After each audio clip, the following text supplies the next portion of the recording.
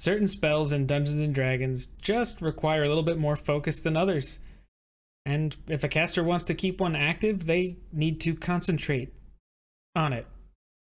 And if something breaks that concentration, then the spell is over. That seems simple enough, right?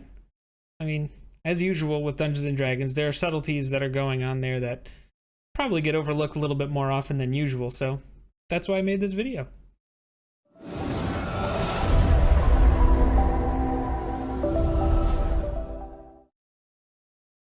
The rules for concentration in Dungeons & Dragons can be found in the Player's Handbook on page 203, and also on D&D Beyond, and I'm going to put a link to that below in the description so that you can follow along now, or if you want to just reference it for future use, you'll always have it.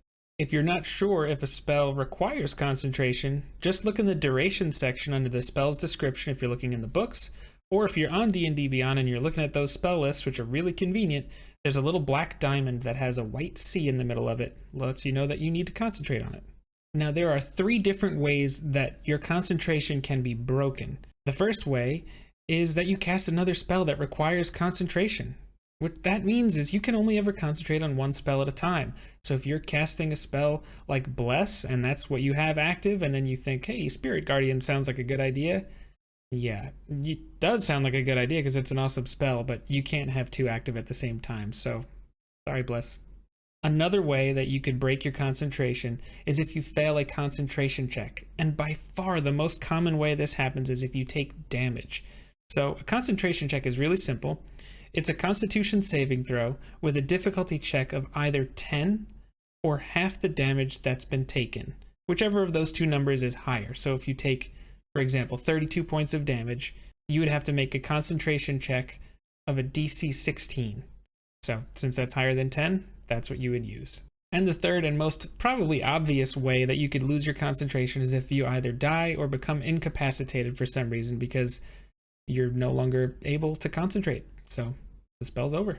I also think it's very good to realize that if you're going to ready a spell, that requires your concentration because you have to focus on holding the spell's energy before you release it.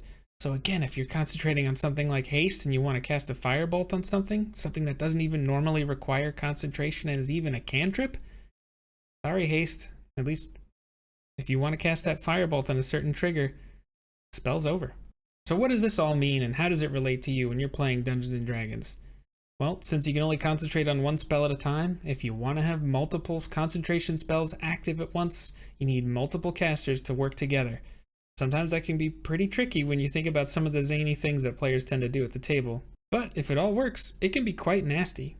But I think the most important thing about concentration is that when you're preparing your spells for the day, or when you level up and you're choosing your spells, you need to remember you can only do one of these at a time. So some of the combinations that you might have, in the forefront of your mind, you're just thinking about some of the nasty things you could do and put together.